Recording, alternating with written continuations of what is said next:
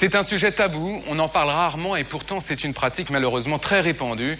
Je veux parler de la discrimination raciale à l'embauche, en somme le recrutement selon la couleur de peau.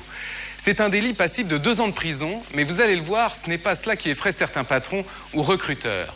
Alors quels artifices utilisent-ils pour contourner la loi?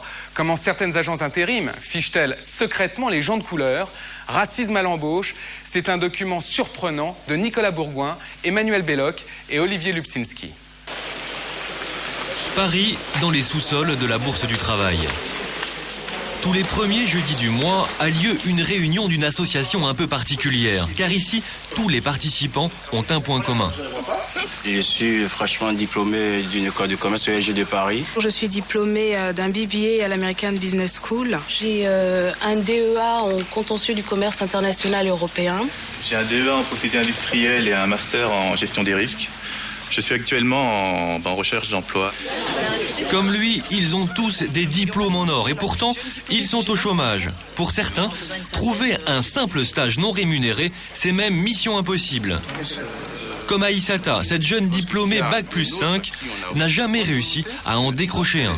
Un simple stage devient un problème. Au cours de la formation, on devait chercher un stage de 3 mois. Je ne suis pas parvenue à le trouver. Peut-être que j'étais pas la seule.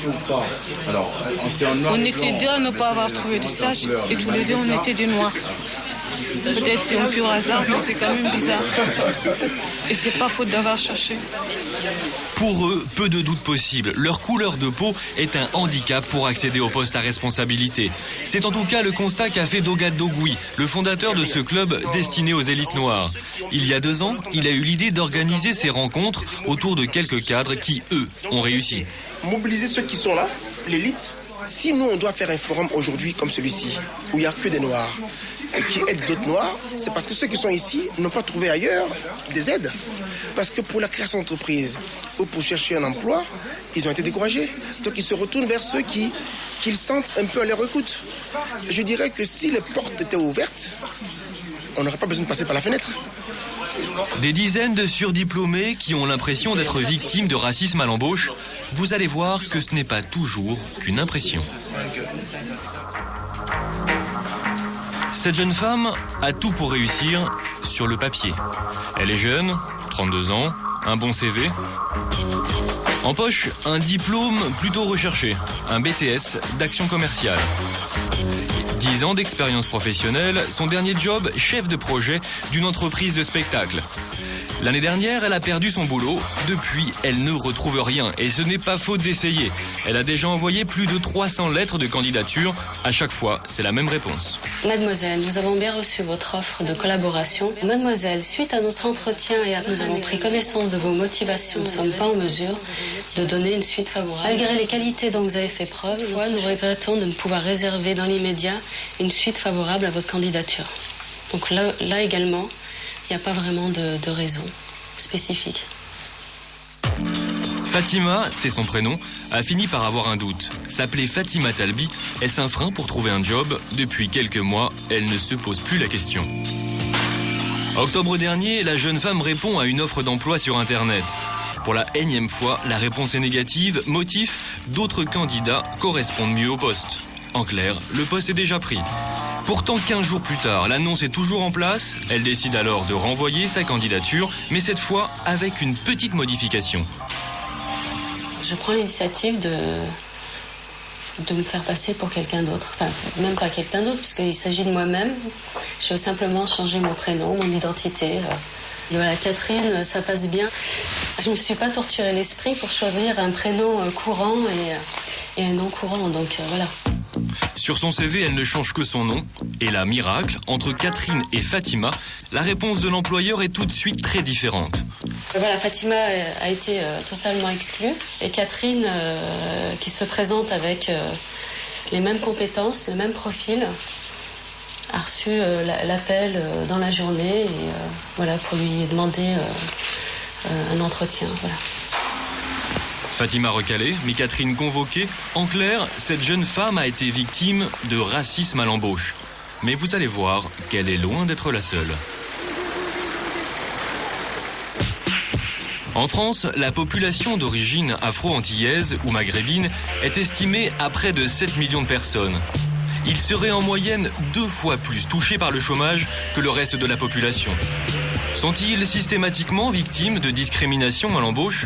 Pour en avoir le cœur net, nous avons fait un petit test dans un secteur où il y a du boulot, la restauration. Nous avons décidé d'envoyer 2 candidats, un blanc et un noir, à la recherche d'un boulot de serveur. À gauche, Nicolas, à droite, Alexandre, avec tous les deux en main un CV similaire. Le test commence avec une candidature spontanée dans une grande brasserie d'un quartier chic de la capitale. Le premier à se présenter, c'est Alexandre. Ce qui suit est filmé en caméra cachée. Bonjour monsieur, je veux savoir si vous ne cherchez pas de serveur.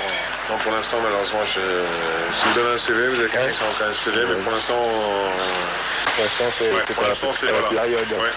Je garde votre CV, puis je vous appelle au pire, et puis voilà. D'accord, je vous remercie. Rien de bien concret, 5 minutes plus tard, c'est au tour de Nicolas de tenter sa chance. Monsieur, bonjour. Bonjour monsieur, je me permets de venir voir ça si vous cherchez des serveurs. Pour l'instant non, mais vous pouvez me laisser peut-être votre CV. Pas de boulot pour lui non plus, mais tout de même une vraie différence de traitement. Non, pas spécialement, c'est pour ça, mais bon, il y a d'autres maisons, je ne sais pas si vous connaissez le groupe Jean Régie. Oui.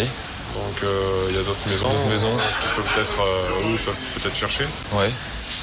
Encore mieux, le responsable va de lui-même décrocher son téléphone pour pistonner notre candidat. Ouais, qu'est-ce que je veux dire, j'ai un homme qui est là. Je peux te l'envoyer? T'as besoin de quelqu'un, toi, ou pas? Ouais. Ouais? Bon, mais j'ai dit qu'il ne sait pas se voir. Il peut passer ou il passe plus tard? Il peut passer, c'est à l'autre bout du fil, le responsable d'une autre brasserie du groupe. Je lui explique. D'accord? Allez, à plus tard. Ciao. Il cherche du monde? Oui. Il y a donc une place de serveur à prendre. Nous décidons d'envoyer sur place Alexandre. Et là, surprise. Bonjour monsieur, je veux savoir si vous cherchez pas des serveurs. Des serveurs? Serveurs, notamment. Ouais. Vous avez un CV? Oui.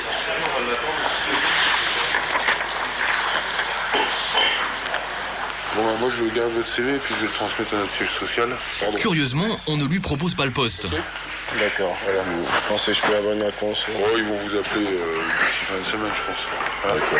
Parce qu'on a 9 restaurants, donc même s'il n'y a pas besoin ici, on a besoin. Vous avez bien entendu, dans cet établissement, pour l'instant, il ne cherche personne. Alors, ce job fantôme, est-ce un mauvais tuyau? Pour le vérifier, Nicolas se présente à son tour quelques minutes plus tard. Et là, le discours du patron est bien différent. C'est moi-même. Je viens d'avoir du... Il m'a dit de venir vous voir parce que vous cherchez du monde. Oui. Bah, mon CV, c'est lui qui a noté ça. Donc... Vous pourriez commencer quand? Bah écoutez, plus vite possible, enfin c'est cette semaine. Ce soir? Juste, ça fait un peu juste ce soir, ouais. Demain si vous voulez. Bah, demain matin. Demain matin? Demain matin? D'accord, ça marche. À demain? Merci. Nicolas est engagé, au moins c'est clair, ici on fait de la discrimination. Et cette brasserie est loin d'être une exception. Ce test, nous l'avons renouvelé dans une quinzaine d'établissements choisis par hasard. Jamais Alexandre n'a eu la moindre proposition d'embauche. A l'inverse, la candidature de Nicolas a retenu l'attention de 9 restaurateurs. Sur place, il a même été engagé 4 fois. Visiblement, pour devenir serveur à Paris, c'est aussi une question de couleur. Cette pratique raciste apparemment répandue, comment les restaurateurs la justifient-ils? Nous avons appelé l'un des patrons pris en flagrant délit de discrimination à l'embauche. Moi, je voulais juste comprendre un petit peu si chez vous, il y avait une politique particulière par rapport à ça. Non, dans notre groupe, non, si vous voulez. Maintenant, il est vrai que c'est pas... ici, c'est surtout au niveau de la clientèle. C'est-à-dire? Parce que... si vous voulez, c'est la clientèle qui et encore non, je dis que c'est la clientèle, non, c'est personne finalement. Je sais pas. Un peu embarrassé le restaurateur, mais il n'a manifestement pas conscience qu'avec de tels motifs de refus, il risque gros. Jusqu'à 30 000 € d'amende et 2 ans de prison, la discrimination à l'embauche est un délit pénal. Seulement voilà, souvent difficile à prouver, les plaintes se font rares. Chaque année, on ne compte pas plus d'une dizaine de condamnations pour ce délit en France. Pourtant, il existe de véritables systèmes organisés de discrimination raciale, notamment dans l'intérim. L'intérim, c'est plus de 6000 agences en France. Chaque année, pour plus de 2 millions de personnes, c'est le moyen de dégoter du boulot. Poste de plombier ou poissonnier, le travail ne manque pas. Est-ce pour autant plus facile de se faire embaucher quand on est noir ou d'origine maghrébine? Pour comprendre comment fonctionne le recrutement dans l'intérim, direction une petite agence de l'Est parisien. Et voici comment ça se passe quand un nouvel intérimaire vient s'inscrire. Vous avez ramené votre CV? Vous avez un CV? Regardez ça un petit peu. Il y a beaucoup de mes collègues qui travaillent... Il y a beaucoup de vos collègues qui travaillent ici? Dans les boîtes d'intérim. Il faut d'abord apporter un CV, puis remplir un dossier de candidature avec qualification et motivation. Tous ces renseignements sont entrés dans un fichier informatique et dernier petit détail, avant de boucler le dossier, l'agent donne son avis sur le nouvel intérimaire.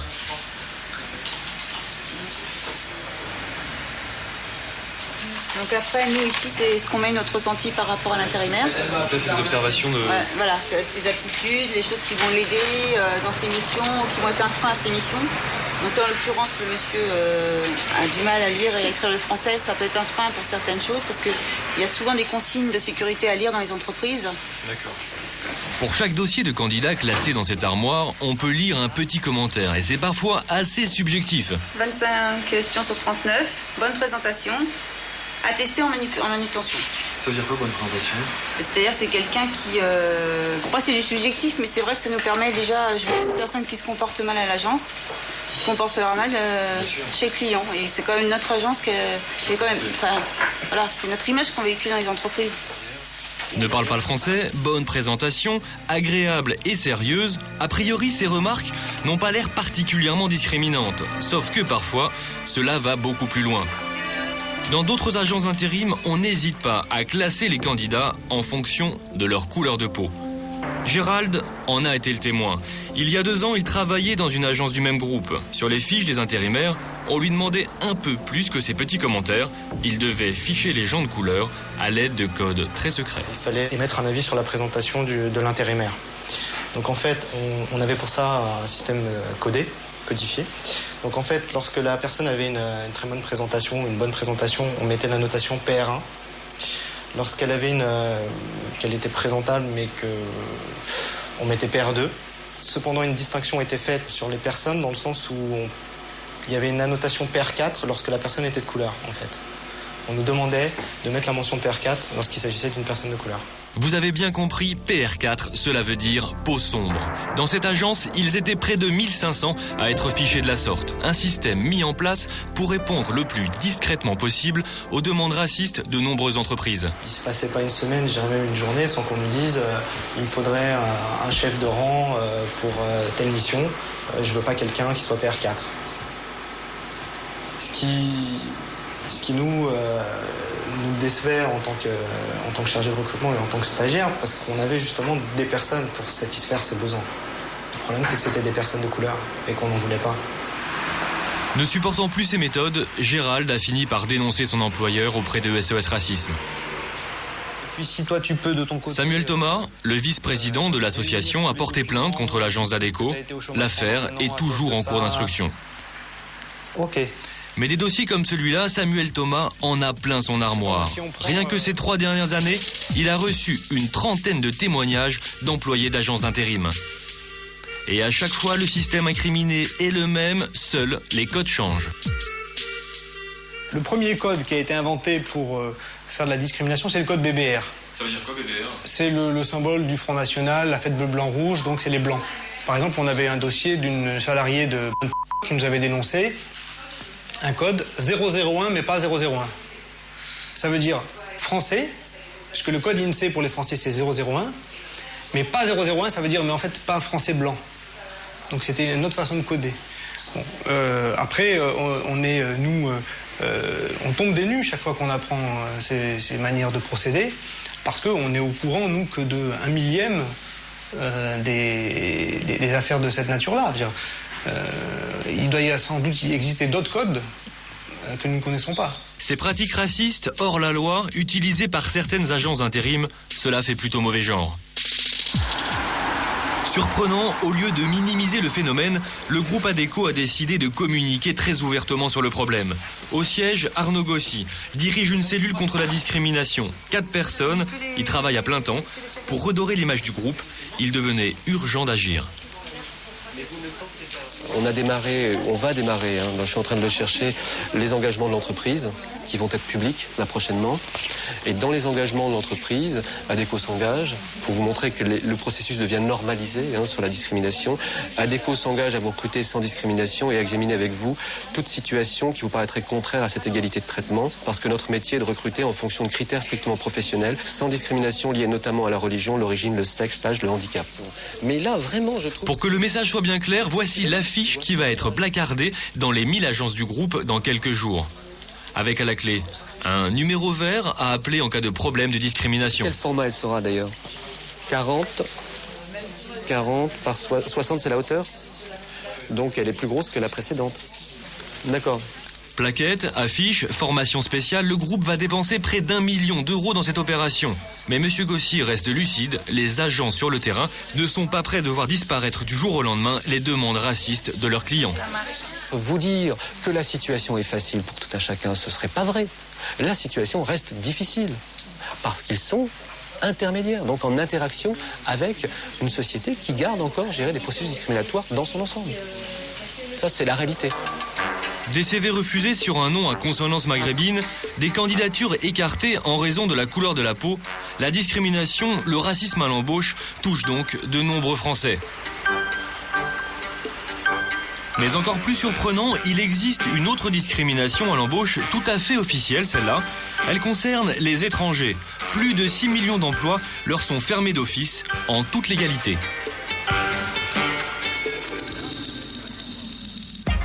Hôtesse de l'air, par exemple, un métier interdit aux étrangers, que ce soit dans une compagnie publique ou privée. Pour être vétérinaire, il faut impérativement être français ou européen. Idem pour devenir débitant de tabac, ou encore pour être sage-femme dans une clinique privée ou à l'hôpital. Bref, l'accès à des dizaines de professions est ainsi interdit à des étrangers. À cette liste, il faut ajouter tous les postes de fonctionnaires réservés aux Français.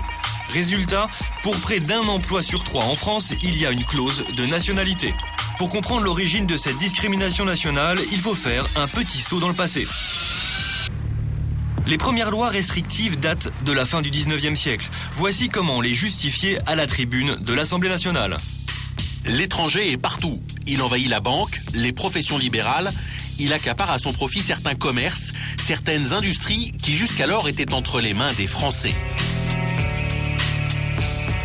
Et la liste des emplois fermés va s'allonger dans les années 30. La France est en pleine crise économique. Les ligues d'extrême droite tiennent le pavé. Même les étudiants en médecine font grève contre ce qu'ils appellent l'invasion métèque. Le pouvoir de l'époque cède à la pression xénophobe. Il ferme aux étrangers l'accès aux métiers de santé et de plusieurs autres professions libérales. Pourquoi 70 ans plus tard, la plupart de ces mesures sont-elles encore en vigueur ? Nous sommes allés poser la question aux premiers concernés.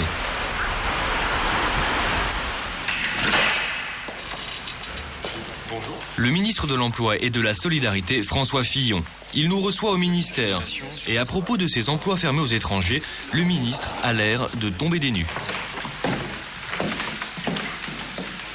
Dans le secteur privé, en principe, il ne devrait pas y avoir de clause de nationalité. Donc, s'il y en a, elles doivent être combattues. Je ne connais pas de clause de nationalité dans le secteur privé. Je pense qu'en principe, elle devrait être illégale. Le hic, c'est que dans le privé, une 50aine de métiers ont encore des clauses de nationalité. Quant au secteur public, quasiment tous les postes leur sont interdits.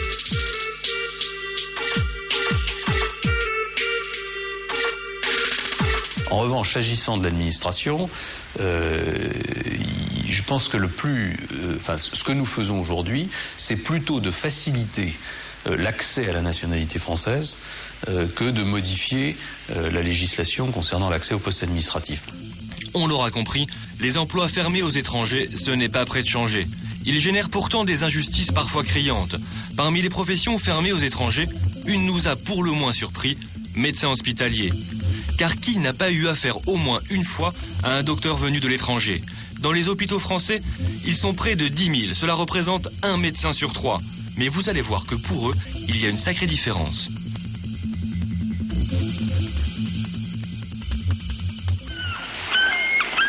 À quelques kilomètres du vieux port de Marseille, le centre hospitalier Edmond Garcin à Aubagne.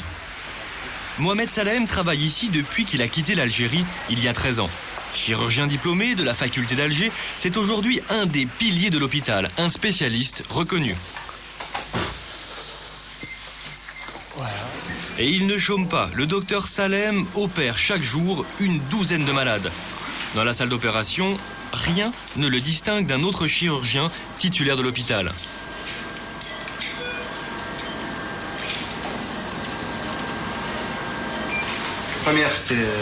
La seule différence avec ses collègues, comme ici le docteur Lucia, on la trouve sur sa fiche de paye à la fin du mois. On a fini par avoir le matériel. Quelle est votre différence de salaire par rapport... Vous faites le même boulot? Quitte ou double. Enfin, pas quitte, c'est... Voilà, monsieur Lucia a résumé la chose. Oui, on fait plus que le même boulot, c'est-à-dire monsieur Salem travaille plus que moi, et il est beaucoup moins rémunéré que moi. Ça, c'est 2 fois moins rémunéré? Ouais, en gros. Pourquoi une telle différence de traitement? Les médecins étrangers ne pouvant devenir titulaires, on leur a créé un statut hybride, celui de praticien contractuel. Voilà. En clair, un contrat plus précaire, 2 fois moins payé pour le même travail. Je termine dans 10 minutes. Ça va. Voilà, si tu es d'accord. Comble de l'ironie, le docteur Salem est depuis devenu français, mais il n'a pas encore obtenu son changement de statut. Cela fait maintenant 13 ans qu'il attend d'être enfin reconnu comme médecin hospitalier à part entière. J'ai souvent des amis au téléphone, dès qu'ils commencent à me parler de venir en France et tenter sa chance, je dis, c'est une galère, c'est 13 ans de galère, c'est 13 ans et même plus. Hein. C'est toute une vie, 13 ans. Des milliers de salariés moins bien payés uniquement parce qu'ils ne sont pas français. Rien pour l'instant n'est prévu pour remédier à cette aberration. Amir Ouchlaïdi, bonsoir. Bonsoir. Vous êtes le vice-président de Génération Décideurs. Génération Décideurs, c'est une association qui aide les recruteurs et les patrons à engager davantage de minorités dans les entreprises. Par minorité, on entend par exemple les Français qui sont noirs et arabes. Guillaume Sarkozy, bonsoir. Bonsoir. Vous êtes le vice-président du MEDEF. Le MEDEF, c'est le syndicat des patrons. Vous représentez 750 000 chefs d'entreprise, c'est-à-dire une entreprise sur 3. Vous avez été surpris par ce reportage? Oui, surpris et horrifié. On ne peut être qu'horrifié par ce qu'on voit. Parce qu'il n'y a même pas la Libye de la différence culturelle dans le début du reportage. On pourrait dire, on verrait un gars arriver avec une crête d'Iroquois teinte en vert pour servir dans un restaurant. On pourrait se poser la question, est-ce qu'on peut ou pas l'intégrer dans le restaurant? Mais là, c'est pas le cas. Oui, c'est pas une question de présentation. C'est pas une question de présentation. Et tous les diplômés qu'on a vus au début du reportage, ils sont culturellement... il semble culturellement parfaitement intégré. Donc c'est vrai, c'est tout à fait anormal et tout à fait scandaleux. Quant à la deuxième partie du reportage, c'est la peur de l'autre et la peur de l'étranger. Ça, c'est effectivement aussi stupide. Je crois qu'il n'y a pas de gradation dans la stupidité. Et les choses doivent évoluer. Oui. Amir Ouchlaïdi, il y a quand même une question qu'on se pose quand on regarde ce reportage. On se dit, mais au fond, mais pourquoi les patrons, les recruteurs qui pratiquent la discrimination, pratiquent-ils cette discrimination? De quoi ont-ils peur, au fond? Ils ont peur des préjugés, des clichés qui existent sur les minorités visibles. Le cliché des Noirs et des Arabes pour les recruteurs qui pratiquent de la discrimination, c'est quoi? C'est l'arabe, c'est le voleur, le noir, c'est le feignant, et donc c'est des clichés qui se perpétuent et aujourd'hui qui sont incontournables. Lorsque un recruteur a en face de lui un jeune issu d'immigration, un diplôme égal, il prendra un blanc. On peut imaginer quand même que les patrons et les recruteurs sont des gens qui sont formés, qui ont fait de longues études, qui sont, je dirais, pas stupides a priori. Comment se fait-il qu'en 2004, certains peuvent encore avoir ce type de préjugés? Parce que les gens qu'on voit dans le reportage n'obéissent pas à des directives, je crois qu'ils l'ont reconnu, il n'y a pas de volonté de la société. Si je peux me permettre. En général. On voit dans le reportage des intermédiaires, mais tous disent c'est pas de ma faute, c'est parce que moi j'obéis à quelqu'un d'autre. Je voudrais... que ce soit un client ou un prestataire, ou que ce soit un recruteur, un DRH, ou avec son patron, ils sont tous complices dans l'affaire. Et les gens qu'on a vus dans le reportage sont responsables et évolués, et ils se trompent. C'est pas incompatible. Ce soir, vous êtes là, et d'ailleurs, on est ravis de vous avoir ce soir sur ce plateau. Néanmoins, c'est la première fois que le MEDEF s'exprime sur cette question-là. Et jusqu'à présent, le MEDEF n'a jamais, dans les médias, publiquement, condamné la discrimination raciale à l'embauche. Pourquoi? Non. Ce que vous dites n'est pas exact. Le MEDEF, par naissance, par nature, condamne toutes les discriminations. Enfin, on vous a pas bien entendu, alors. Ok, mais le sujet n'était pas non plus un sujet, comme on dit, complètement d'actualité. Il me semble qu'il serait une bonne chose, et je m'engage à le faire, de proposer au MEDEF d'avoir une réflexion sur le sujet de l'intégration. Il me semble que c'est bien. Permettez-moi de vous rappeler que Amirouche, comme moi, nous n'avons peut-être pas très exactement la même couleur de peau, mais nous sommes tous les deux issus de l'immigration. Ceci dit, vous avez un faciès, ça se passe malheureusement en termes de faciès et de patronyme. Donc aujourd'hui, Sarkozy n'est pas le patronyme français le plus répandu. Non, certes, mais c'est plus facile à porter que Amirouche l'a dit. Alors justement, aujourd'hui, quelles sont les solutions? Guillaume Sarkozy, il y a quelques mois, votre frère, Nicolas Sarkozy, s'est prononcé pour ce qu'on appelle la discrimination positive. La discrimination positive, c'est quoi? Ça consiste à faire exactement l'inverse de ce qui se produit aujourd'hui, c'est-à-dire que par exemple, entre un blanc et un noir, si on prend cet exemple-là, qui se présentent dans une entreprise et qui ont les mêmes compétences, eh bien il faudrait plutôt engager un noir à condition qu'il ait les mêmes compétences, bien évidemment, que le blanc. C'est une pratique que l'on voit aux États-Unis depuis très longtemps. Est-ce que vous êtes pour la discrimination positive? Alors l'entreprise, dans le secteur privé, n'a pas à faire de discrimination négative, elle n'a pas à faire, de mon point de vue, de discrimination positive. Elle doit faire une sélection des candidats à l'embauche et prendre le meilleur candidat. Maintenant, je pense qu'il faut se saisir du problème, en débattre. Votre solution, elle est très intéressante. Tout simplement, ça va prendre énormément de temps. Ça peut prendre 10 à 20 ans. Et pour les jeunes qui nous écoutent, ça veut dire que pour eux, c'est une génération sacrifiée et que leurs enfants pourront bénéficier de vos mesures. Mais la France ne s'est pas fait malheureusement en 2 jours. Ça demande du temps. Vous disiez tout à l'heure que le nom de Sarkozy était un nom qui ouvrait les portes. Ça n'a pas toujours été le cas. Quand en 1948, notre père est arrivé en France et qu'il a été clochard place de l'Étoile, le nom Sarkozy n'ouvrait pas des portes. Alors, il faut aussi... Ça a pris du temps. On n'est plus en 58. On n'est plus en 58. Ça a pris 50 ans pour qu'on en arrive, la famille Sarkozy. Il ne faut pas répéter donc les mêmes là, ce erreurs. sera la même chose. Il faudra attendre 50 ans pour qu'effectivement les Noirs et les Arabes qui sont français puissent... Je ne dis pas qu'il faut attendre 50 ans. Je dis que les problèmes ne se règlent pas en 5 minutes. Ce n'est pas par l'invective ni par la loi que l'on règle les problèmes, ce n'est pas vrai. Amirouche l'a dit, les solutions proposées par Guillaume Sarkozy, qu'est-ce que vous en pensez? C'est très justement pour ça que chez Génération Décideur, nous, on pronostique des temps à venir très difficiles et que si on veut éviter ces temps à venir très difficiles en France, il faut adopter des mesures spécifiques par rapport à ce public. Lesquelles? Notamment favoriser effectivement la discrimination positive. Donc là, c'est basé sur une politique volontariste du chef d'entreprise.